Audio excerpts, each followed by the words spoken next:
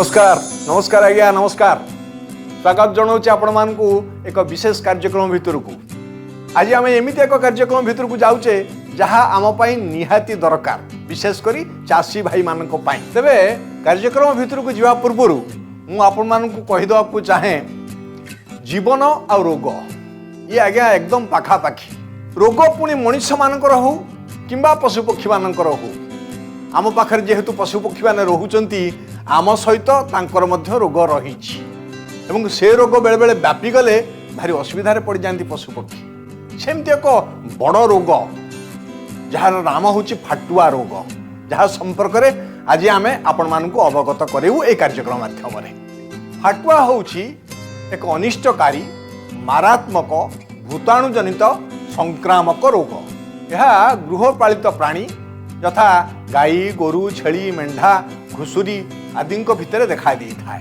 थरे रोग हेले बहुत क्षति घटे थाए तेणु प्रति सतर्क रहिबा निहाती आवश्यक यह द्वारा संक्रमित गाई ये दुग्ध देउथाए ता दुग्ध दबा कमी जाए उपयुक्त चिकित्सा न कले ये रोग भल होगापाई बहुत दिन लगी जाए तेरे चलतु ये फाटुआ रोग संपर्क में आहरी अनेक किछि तथ्य जानिबा रोग व्यापीबार प्रधान कारण गुड़िक विषय में आपण मानकु कहबाकू चाहूँगी फाटुआ रोग रे आक्रांत गोरु गाई छेली मेंढा घुसुरी एमानकर लाल दुग्ध मल यह संस्पर्श रे सुस्थ प्राणी माने आसिले सेमाने मध्य आक्रांत होइथांती आ द्वितीय रे सुस्थ गोरु गाई माने यदि संक्रमित गोरु गाई सहित मिसिबे तांको सहित खाद्य खाइबे पड़िया रे चरिबे ताले सेमानकु मध्य ए रोग व्यापी थाए फाटुआ रोग देखादेले आक्रांत गोरु गाई पाखुरु सुस्थ गोरु गाई को अलगा रखा उचित आक्रांत गोरु गाई को डाक्तरखाना न आनी घरे रखी प्राणी चिकित्सकों परामर्श रे ताकू चिकित्सा करांतु फाटुआ रोग रे गोड़े घा होता है ताकू देखिबा क्षणी उषुम पानी रे खाइबा सोडा मिसई ताकू धोई दियंतु माछी मानक द्वारा ये रोग संक्रमित होता है तेणु संक्रमण न होबा पई माछी बसुवा जगार मलम लगातु पाटी रे घा होते सेमती उषुम पानी रे खाइबा सोडा मिसई ताकू धोई दियंतु आउे बोरो ग्लिसरीन सेठी लगे दियंतु जदि फाटुआ रोग अधिक मात्रा रे बढ़ी जाए ताहले एंटीबायोटिक इंजेक्शन देले आक्रांत प्राणी खूब शीघ्र सुस्थ होता है सबु बेले फाटुआ रोगर प्रतिषेधक टीका सबु प्राणीपालक माने से अंचलर सबु गोरु गाई मानकु देदेवा उचित आम राज्य तथा देश रे फाटुआ रोगर संपूर्ण निराकरण पाई NADCP कार्यक्रम चालू रही अछि एही कार्यक्रम माध्यम रे राज्यर समस्त गोरु गाई छेली मेंढा घुसुरी मानकु वर्षकु 2 थर मागणा रे FMD टीका प्रदान करा जाउछि सेथि पई जो प्राणी माने टीका नैचंती सेमानक कान रे गोटे इयर टैग लागि थाए जा फल रे सहजरे चिन्हट करी हुए मने रखंतु गाई गोरु षंढ बा मालिक रथिबा प्राणी मानकु फाटुआ रोगर टीका देदेले से अंचल रे फाटुआ रोग हबार संभावना रहिबो नाही सबु अंचल रे फाटुआ रोगर नियंत्रण पाई कृषक और प्राणीपालक मानकर भूमिका गुरुत्वपूर्ण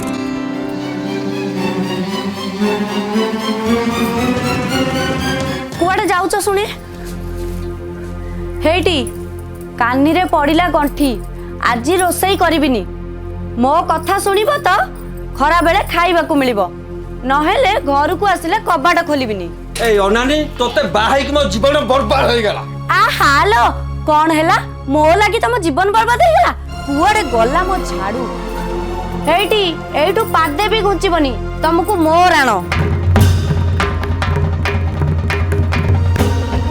ए सोनिया सोनिया रे अरे सोनिया कोन है तो नुआ बहु चंडी हो जाइची राणो पकेइची पादे घुंचीबाकू मना करी जाइची झाड़ू आनिबाकू तमे जम्मा व्यस्त होनी रुआ मु देखो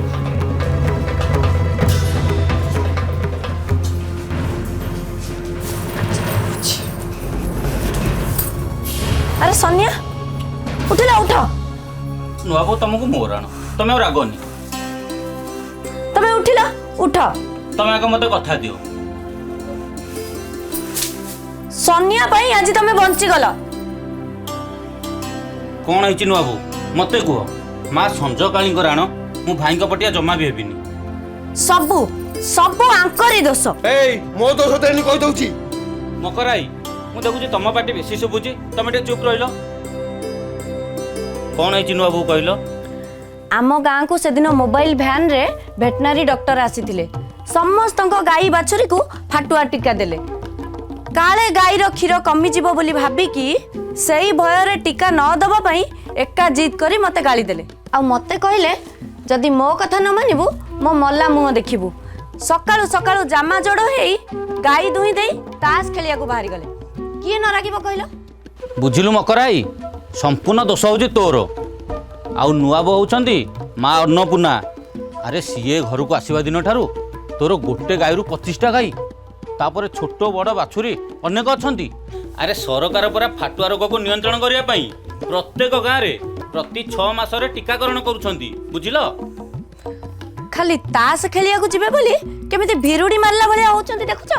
ଏଇ ଯେତେ ଯାହା କହିବୁ ସବୁ ସହିଯିବି, ହେଲେ ତାସ ଖେଳିବା କଥା କହିଲେ ସତ କହୁଛି ଏ ଘର ଛାଡ଼ି ମୁଁ ପଳେଇବି। ଦେଖୁଛ ଦେଖୁଛ ସାନିଆ କେମିତି ହଉଛନ୍ତି? ଏଇ ମୋ ମୁଣ୍ଡ ଖରାପ କର ନା କହି ଦଉଛି।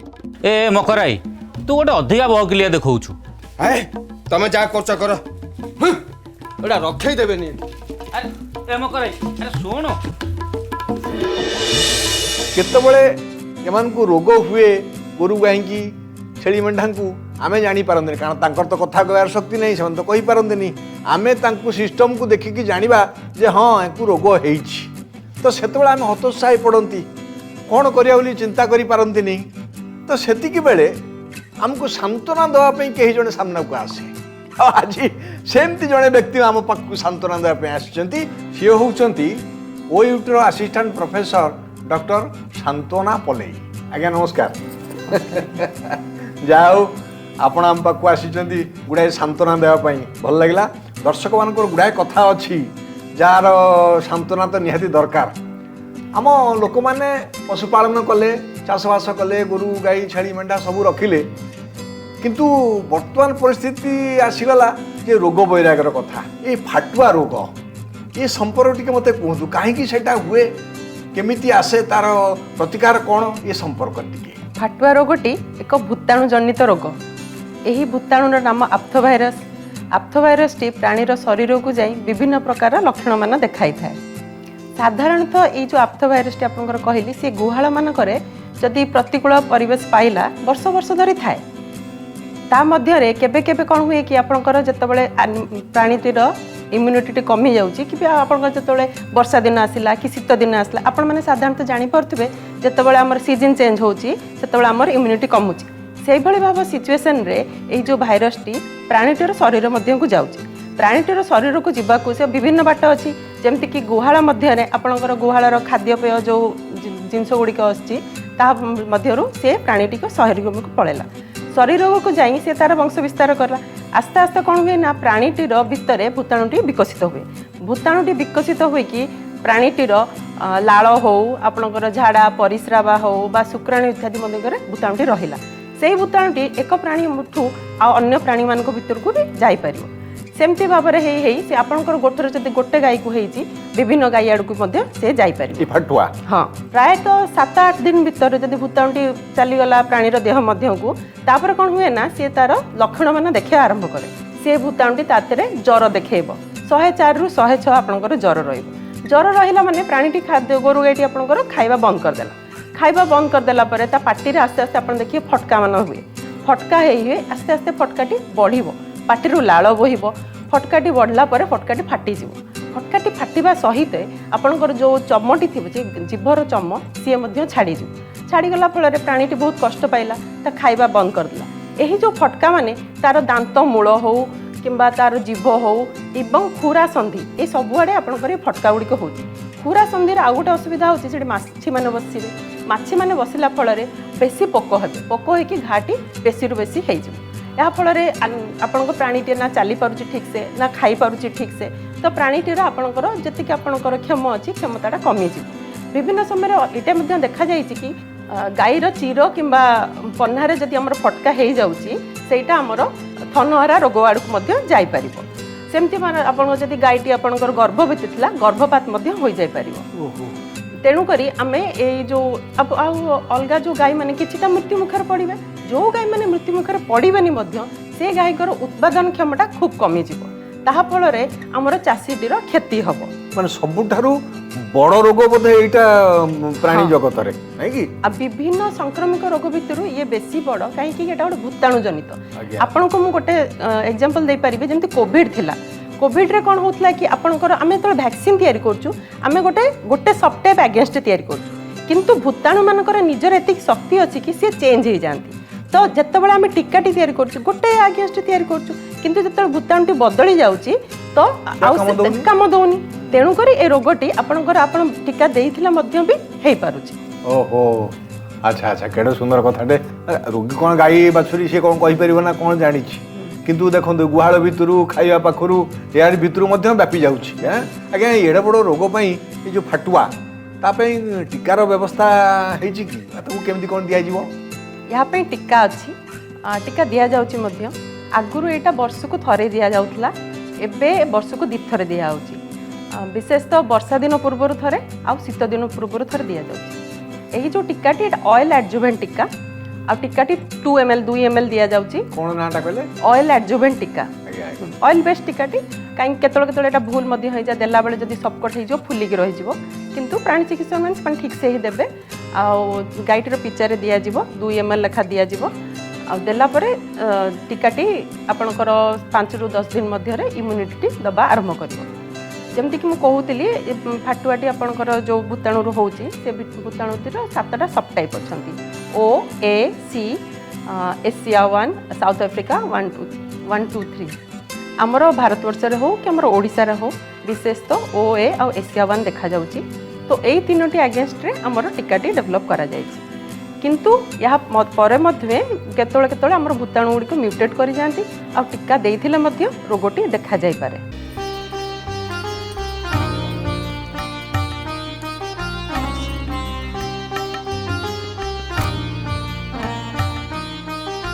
देखंतु प्राणी पालन रे रोग होउची बहुत बड़ शत्रु फाटुआ रोगर नियंत्रण पई आपण मानक भूमिका गुरुत्वपूर्ण जदि आपण माने सचेतन रहिबे तेबे आम गाई गोरु समस्ते सुस्थ रहिबे आम देश रे फाटुआ रोग देखा देबा द्वारा दुग्ध उत्पादन ह्रास जोगु वार्षिक 20,000 कोटी टंकार क्षति घटी थाए फाटुआ रोगरे पीड़ित प्राणी मानकर जत्न नेले से माने उचित समय रे आरोग्य लाभ करि परिबे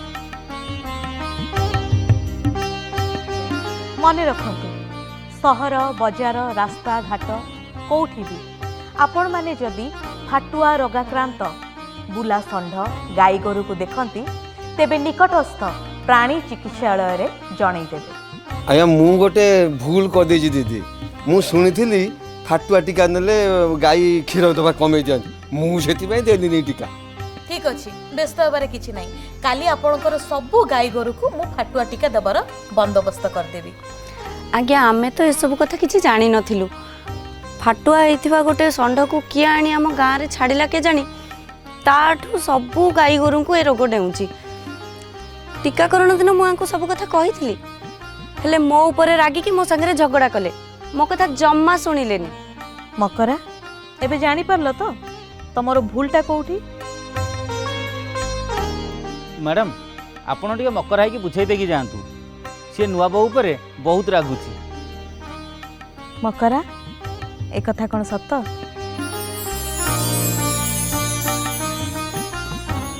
एमिति कथा मु जेमिति आ केबे भी न सुने आज्ञा मु आज तू कथा दउची तो ऊपर केबे भी रागिबिनी मैडम आप कहले जे टीका नेले मध्य बेले बेले रोगटा संक्रमित हुए बा बढ़ी जाए एक कथा भी कहले किंतु मो कह कथा जे टीका व्यतीत आउ कौन कौन केमिति उपशम पाइया पई निराकरण व्यवस्था अछि ए रोगटी न होवा पई आपनकर गुहाळ जो चट्टाण अछि आपण 2% सोडियम बाइकार्बोनेट किंबा 1% फॉर्मालिन देई के धोई परिबे कौन करा 2% सोडियम बाइकार्बोनेट किंबा 1% फॉर्मालिन ସେଇଟା को मिसेई की पानी रे देकी आपण झाड़ू करके गुहाल चट्टान टिके पूरा भरी सफा कर चट्टान देबे। पक्का ना माटी हवा दरकार माटी हो पक्का हो आपण ताको सेइथरे सफा ସେଇଥିରେ करू ସଫା କରିବେ। एई दुईटा से भूताणु टिके मारी परिबो। आज्ञा ओहो ता छड़ा आपण जदि देखिलेनी कि गोटे गोरुर किछिटा लक्षण देखिलानी आपण से गोरु टिके गोठरू काढी आनिबे ताको अलगा जगह रे रखिबे ताको टिके नरम बिछणा देबे नरम खाद्य मध्ये देबे काहे कि ता पाटी रे फटका हेची तो हम ताको टिके नरम खाद्य दबा सफा पानी दबा टिके आलुओ थिबा गोटे अलगा गुहाल रे ताको रखिबा। ता छड़ा जदि आपणकर कोनोसी माटी रोगग्रस्त हेची बाछुरी को ता क्षीर आमे दबा नाही आमे सफा रखिया चेष्टा करिबा जो माने गोठरे अछंती अलगा गोरु गुड़िक तांकु भी टीका दबा व्यवस्था करे दबा आ ता छड़ा आमे प्राणी चिकित्सक परामर्श करिबा। आज्ञा आज्ञा से एबे प्रश्न हला जदि गोरु मानकु फाटुआ रोग लागिला ताले गोपालक माने कोन कोन व्यवस्था करिवे?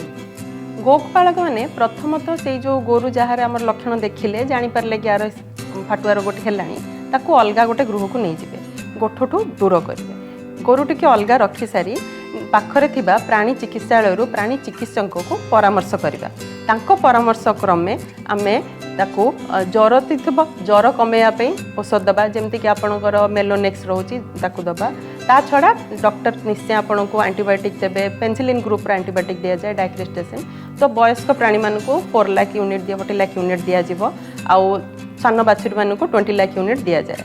ता छड़ा आमे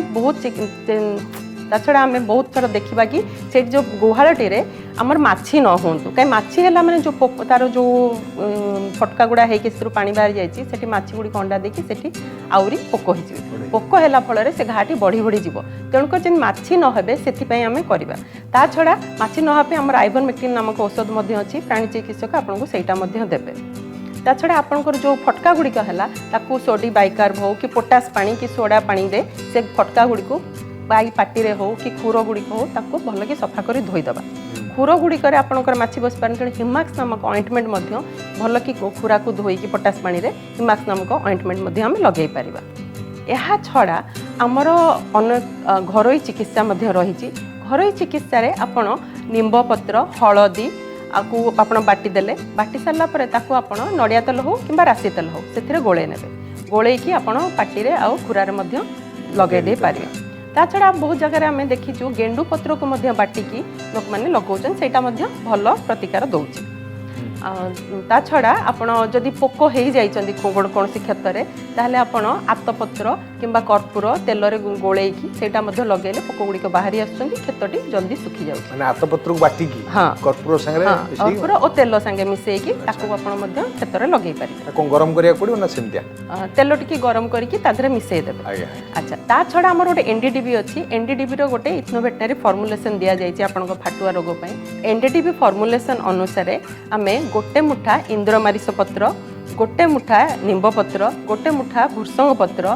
गोटे मुठा तुलसी पत्र यह संगे 10टी कोला रसुण आउ 20 ग्राम हल्दी को मिसी बाटे दबा बाटी सारा पर आपण सोरष तेल किंबा राशि तेल को गरम करेंगे ये जो पेस्ट आप बनते मिश्रण बनते से आउटी देवे आउटी की आप ठंडा करेंगे ठंडा कर सारा पर आपंकर जी क्षेत्र अच्छी क्षेत्र मानक आपटा लगे पारे जदि आपंकर क्षेत्र में पोक हो जाइए ताहले आपण कर्पूर आतपत्र को बाटिकी से राशि किंबा नड़िया तेल गोले क्षेत्र में लगे दे पारे।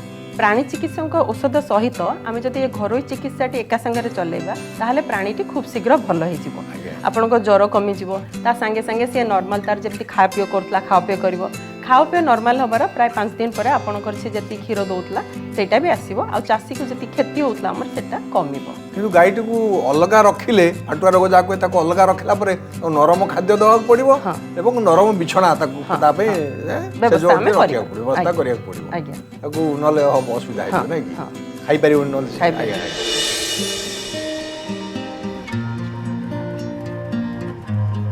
रोग देखादेले स्थानीय चिकित्सकों को तुरंत जणातु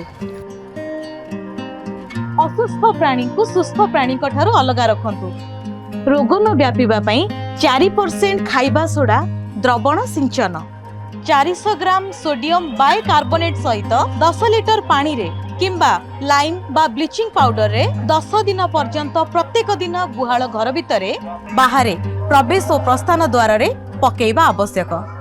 संक्रमित प्राणी सहित मिसुथुबा लोकंक हाथ जोता पोशाक 4% खाइबा सोडा मिश्रित पानी रे धोई देबा आवश्यक। प्रथमे सुस्थ गाई बा मईसीक ठारू दुग्ध दुईबा परे संक्रमित गाईर दुग्ध दुईबा आवश्यक। तेणु दुहिबा परे भल भाबरे हाथ को विशोधक द्रवण रे धोई देबा उचित।